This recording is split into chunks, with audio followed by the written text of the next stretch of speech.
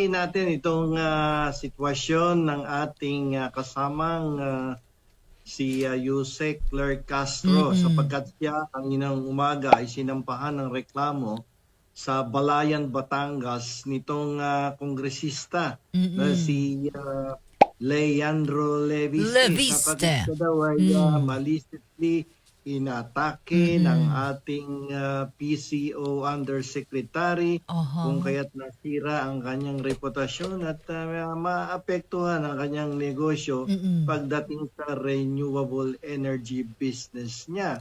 Kung kaya't siya humihingi ng 110 million damages. Dami. Ba't nilagyan pa ng butal?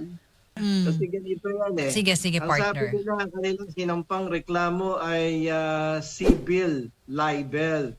Ibig sabihin, this is an independent civil action that can be found under Article 33 of the Civil Code. That in case of defamation or injury against another person, pwede silang mag-file ng damages independently of the criminal case. At ito ang kanilang ginawa.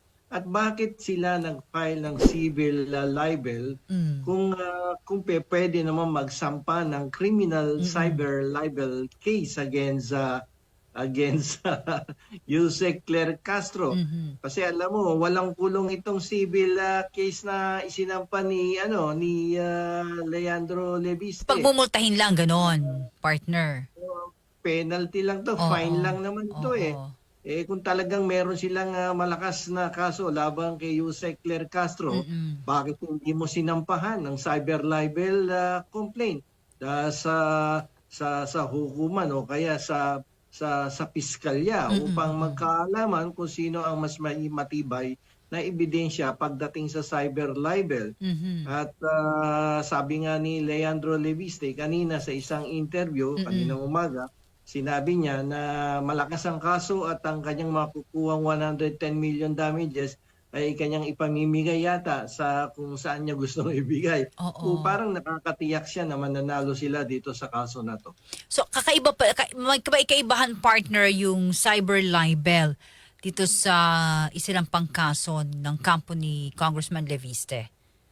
Yes, partner, maganda yung tanong mo sapagkat ang cyber libel na criminal case ay it requires a higher standard of proof, Ang evidence required diyan is that dapat makonvict mo yan by proof beyond reasonable doubt. Ibig sabihin 100% morally certain ka na talagang guilty yung nireklamo diyan. Pero medyo mahirap patunayan ng cyber libel kapag nagsampa ka ng criminal case against another person, particularly if you are a public figure and in this case a congressman. Kasi you will be required to present the evidence na yung standard ng malice dito is actual malice, as compared to an ordinary person na may presumption of malice in every libel case. But here, the requirement is you need to prove actual malice. Medyo mataas na standard of evidence to. At pangalawa, kung naniniwala ka palang malakas ang ebidensya mo, ba't di ka nga nag-file ng criminal case? Kasi sa civil case for libel, the required proof is only preponderance of evidence, which is lower than proof beyond reasonable doubt pagdating sa criminal case. At isa pa, dito, since na ang mga komentaryo or statement made by Claire Castro doon sa mga vlogs na ginawa niya ay galing sa mga statements ni Ombudsman Boying Remulla. Kumbaga parang nagre-report lang siya. This may be considered as a fair and true report, especially when it comes from the highest ombudsman official of the land. Diba? So ang presumption dito is that yung statement na binibitawan ni Claire Castro is talagang reliable and totoo yan. Dahil source yan from the highest official of the office of the ombudsman.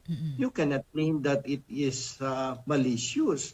Kasi lumalabas dito yung sinabi ni Claire Castro is only a summary of the report of the ombudsman na sinabi na binasa lamang niya. kasalukuyang under investigation itong si Leandro Leviste for selling one of his companies with a legislative franchise to Meralco o MGen, di ba? So dito pinulot ni Yusek. ni Claire Castro, and that is considered as a fair and true reporting, di ba, sa broadcasting, di ba? Pag may source ka na very reliable, just like That in the is- case of an ombudsman, that is considered as a fair and true report of an official proceeding like the investigation of the ombudsman. Okay. Yan ang Yeah. tunay na dapat tinitingnan nila dyan. Oo. Partner, Partner, dito, oo. it is actually legally difficult on the part of Leandro Leviste to prove actual malice. Kasi nagsalita dito si ombudsman. na binasa lamang. Actually, kinuwento nga lamang Kwento lang ni Yusek. Castro Okay, partner, kinuwento niya sa yeah. kanyang vlog. May Diba? mga segue ko lang, partner. May mga tanong dito. And even may nabasa rin ako, nakasama din natin may nabasa ko lamang, dumaan sa aking newsfeed that they are questioning, kasi ang sinasabi dito at attorney, partner, sabi ng, anong masasabi mo daw, attorney, sabi ni Maylene, sa tingin nyo sa sinasabi ni attorney Topacio that there's a conflict po ba, or may conflict ba ang pagiging isang pagiging isang Yusek ni attorney Claire at isang vlogger? Wala naman dyan kasi may disclaimer naman siya palagi kapag nagbablog siya. Sineseparate yung kanyang personal identity doon sa pagiging isang public official. So walang conflict of interest yan or conflict tungkol sa function niya as a public officer. Okay. So malinaw yun. Wala akong nakikitang komplikasyon dyan.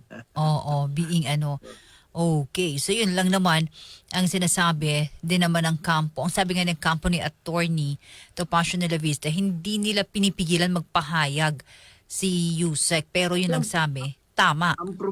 Ang problema kasi sa kanila, if they are the one criticizing the government, tapos nagsalita nga sila sa tungkol sa isang activity or performance ng isang public official under the Marcos administration, tapos kinasuhan sila. Ang ini-invoke nila palagi is there's a constitutional right to freedom of expression, freedom of speech. Pero kapag ito namang katulad ng isang PCO undersecretary nagsalita at ineko lang naman niya ang sinabi ni Ombudsman Remulla o sinamarize niya ang sinabi ni Ombudsman Remulla, sasabihin na kagad nila libelous statement. So sila naman ngayon magsasabi na hindi yan na part of the freedom of the speech. Libelous yan. So hindi mo maintindihan talaga kung ano saan sila pupunta talaga rito eh. No? Tapos yung kanilang kaso doon sa sa solar firm ni Leviste, since under investigation yan, dapat hindi siya balat sibuyas dyan. No? Sabi nga ng ating Korte Suprema, sa ilang pong beses na sinasabi ng Korte Suprema, kapag ikaw ay public official at ikaw ay napupuna dahil sa mga akala ng publiko na maling gawain mo, huwag kang magagalit, huwag kang onion skin, huwag kang balat sibuyas. Parte ng iyong katungkulan bilang isang public servant. Abay, kung ikaw ay onion skin, mag-resign ka na bilang kongresista.